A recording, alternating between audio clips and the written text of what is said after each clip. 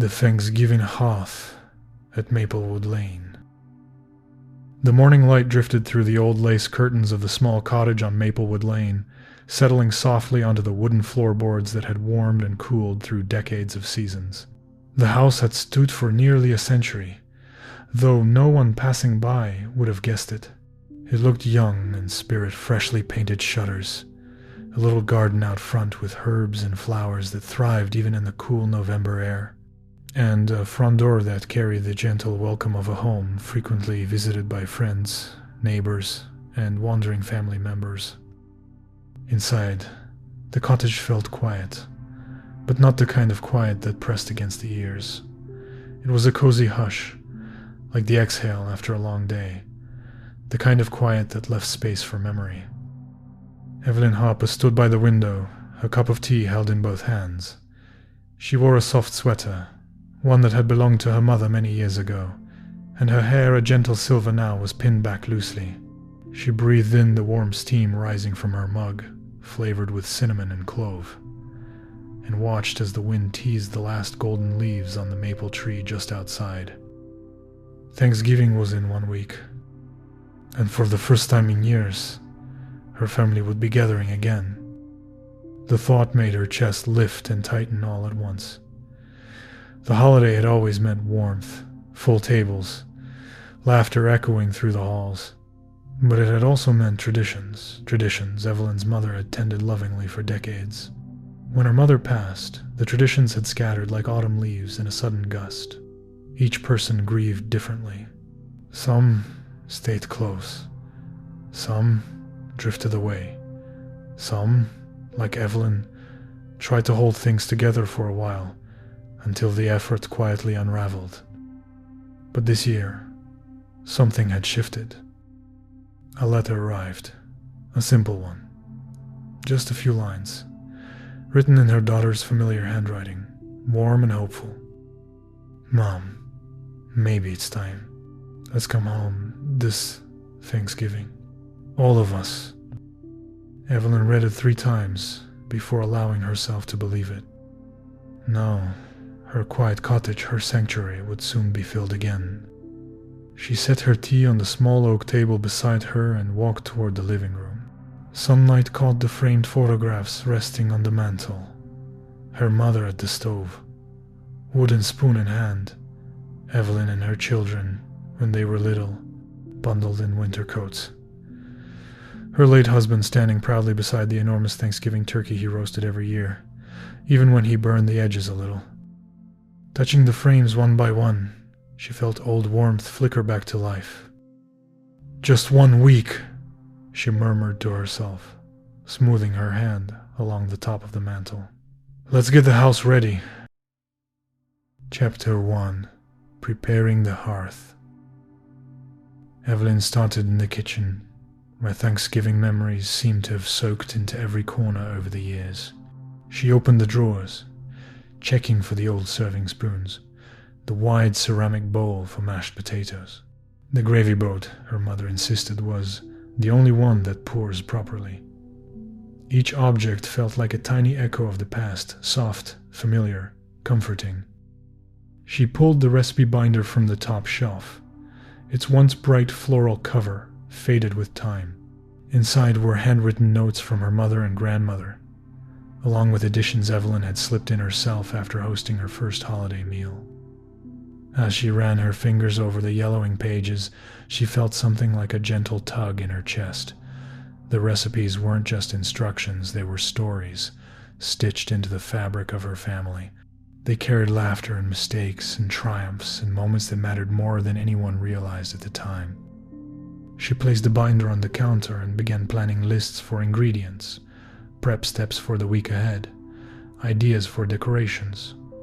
She didn't want anything extravagant, just warmth, the kind of warmth people remembered. Halfway through reorganizing the spice rack, she heard a soft knock at her front door. She wiped her hands on her apron, already dusted with flour from habit rather than necessity, and made her way to the foyer. Standing outside was her neighbor, Mr. Alder, wrapped in a thick coat and carrying a bundle of firewood in his arms. "Saw your kitchen light on," he said cheerfully. Figured you might need these. Cold nights are coming. Thank you, Evelyn said with a smile. You didn't have to bring so much. Oh, nonsense. He waved his hand. Besides, I hear your family's coming back into town. You'll want the hearth going strong. Evelyn blinked, surprised. You heard? Maplewood Lane talks, you know. He winked playfully, in a friendly way, of course. She laughed gently. In that case, thank you, truly. He set the firewood down near the fireplace, patting the top log. If you need more, just holler. After he left, Evelyn stood there for a moment, letting the reality wash over her. People knew, people cared, and somehow that made everything feel even more real. She set a log onto the grate and struck a match. The fire took quickly, crackling softly as it warmed the air. The flickering glow reflected off the photographs on the mantel, bringing them to life as though the past and present were sitting comfortably side by side.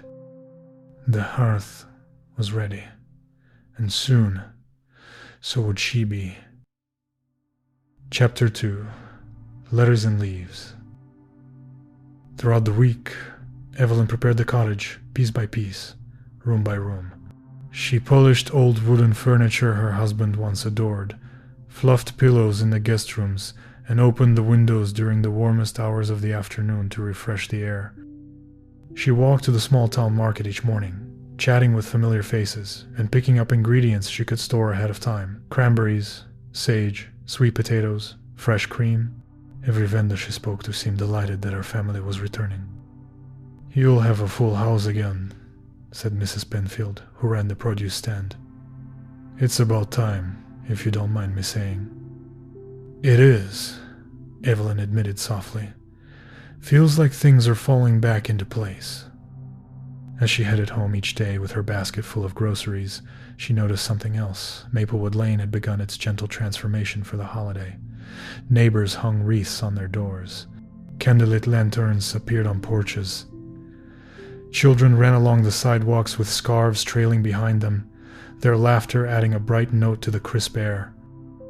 By Wednesday, the cottage was almost ready. That afternoon, while rummaging through the attic for the large tablecloth, she found something she hadn't expected, a wooden box she didn't remember placing there. Inside was a bundle of letters tied with ribbon. Her breath caught. These were her mother's letters, the ones she had written to friends and family during the holidays, year after year. Letters of gratitude, letters of love, letters that captured the gentle rhythm of their lives. Evelyn sat on the attic floor, sunlight slipping through the dusty window, and read them slowly. Her mother's handwriting danced across the page, full of flourishes and loops. The house feels warmer when people gather. Thanksgiving isn't about the table, it's about who sits around it. Traditions only fade when we forget their meaning. With each sentence, Evelyn felt something inside her settle. The letters weren't meant to make her sad. They were meant to guide her. She tucked them carefully into a small drawer in the living room, where she could revisit them whenever she needed comfort or courage. She had a feeling her mother would be proud of what she was building again. Chapter 3. The First Arrival. The night before Thanksgiving, the cottage smelled of cinnamon rolls and rising dough. The kitchen hummed with warmth as the oven crackled gently. At just past 6 p.m., headlights appeared in the driveway. Evelyn froze. Her daughter was here. She walked slowly to the door, heart fluttering, and pulled it open just as a familiar figure stepped out of the car. Mom, Claire. The hug happened instantly, years melting in a single, tight embrace. They held each other for longer than either had expected. Claire stepped back eventually, wiping her eyes with a small laugh. Sorry, I didn't mean to get emotional right away. Oh, believe me. Evelyn squeezed her hand. I beat you to it. Claire chuckled and brought her suitcase inside. She looked around the living room, her expression softening. It looks just like it used to. That was the goal, Evelyn said. I wanted it to feel like home again. It does, Claire replied quietly. They sat together by the fire that evening, talking about everything and nothing, Claire's new job, the changing seasons, favorite holiday memories. It felt natural, gentle, healing. Later that night, as Evelyn prepared the guest room, she peeked into the hallway and saw Claire staring at the framed photographs, her face illuminated by the warm glow of the sconce. You kept these up, Claire whispered. Of course, Evelyn said. They're part of us. Claire smiled, her eyes shining. I'm glad. Chapter 4. Thanksgiving morning. Evelyn woke early, long before the sun fully rose. The air was crisp, and the house felt still. She slipped out of bed, put on her robe, and quietly tiptoed to the kitchen. There was something magical about preparing Thanksgiving breakfast before anyone else was awake. She brewed coffee, whisked eggs for a gentle scramble, and warmed cinnamon rolls in the oven. She placed a few logs on the fire so the house would be cozy when everyone came downstairs. By 8 a.m., she heard footsteps. Claire entered the kitchen with sleepy eyes and a wide smile. It smells heavenly. Cinnamon rolls, Evelyn said. Just the way you like them.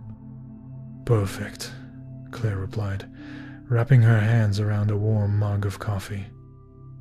But before they could sit, a car pulled into the driveway. Then another, and a third. Claire looked at her. They're all here.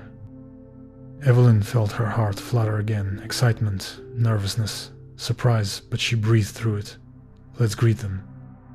The front door opened, and in spilled voices, laughter, calls of Happy Thanksgiving, her son Michael, her daughter-in-law, 2 grandchildren, and even her sister Margaret, who hadn't visited in nearly 7 years. Evelyn took in each face, each smile, and felt a warmth lift through her chest like sunlight. The cottage was full again, and this time it felt right. Chapter 5. A table filled with more than food. The day passed in a gentle rhythm, preparing dishes together, sharing stories, watching the grandchildren chase each other around the yard. Even small moments felt meaningful.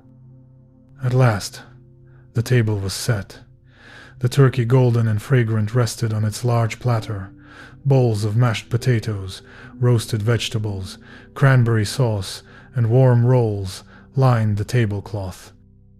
Before anyone took a bite, Claire cleared her throat. I think we should say something. Everyone quieted, looking at her. Claire's voice softened. I know things haven't been easy these last few years. We all drifted a bit. But being here, it reminds me of everything we still have, everything that matters. She looked at her mother, and there was gratitude, not heavy, not regretful, just warm, like a hand resting gently on the shoulder.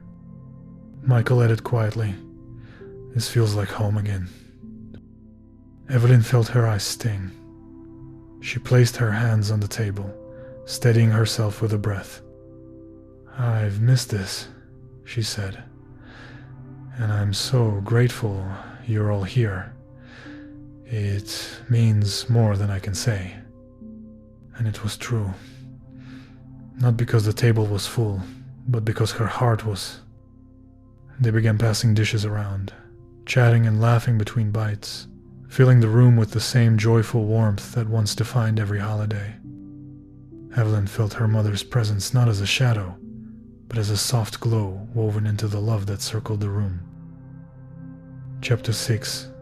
After the feast. After dinner, the grandchildren settled in the living room to build puzzles by the fire. Margaret and Claire washed dishes together, talking softly as bubbles shimmered in the warm sink water. Michael and his wife brought out dessert, pumpkin pie, apple tarts, and warm custard. The fire crackled. Laughter echoed. The cottage breathed. Evelyn stepped outside for a moment of quiet. The air was cool, and the sky shimmered with stars. Lanterns glowed along Maplewood Lane, each porch decorated in warm autumn colors. She closed her eyes and let the cool breeze brush against her face. When she opened them again, Claire was standing beside her. "You okay?" Claire asked gently. "More than okay," Evelyn said. I didn't know if this would ever happen again." Claire took her mother's hand. "You kept the door open for us. We just needed time to walk back through it." They stood there quietly, looking out at the peaceful street. "I think," Evelyn whispered, "this is the beginning of something new. Or something old, restored," Claire replied. And together they smiled. Chapter 7. A Home Renewed. Throughout the evening, Evelyn noticed something. The house didn't feel too small for the gathering, nor too quiet. Between conversations, it felt balanced, like it had been waiting patiently. And now, at last, it was complete again. The grandchildren ran to her with stories of the puzzle they finished. Margaret rested on the couch, warm under a knitted blanket. Michael played soft old music from the radio, the same station her husband once loved. Evelyn sat in her favorite armchair, soaking in every moment.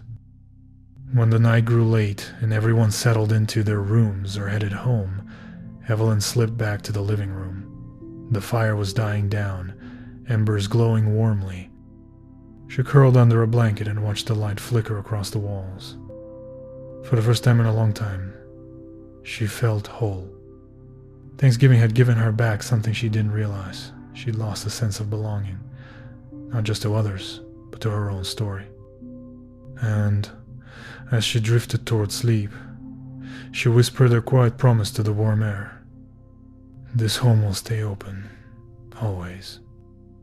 The fire crackled in agreement, and the house, bathed in the soft glow of the hearth, seemed to smile.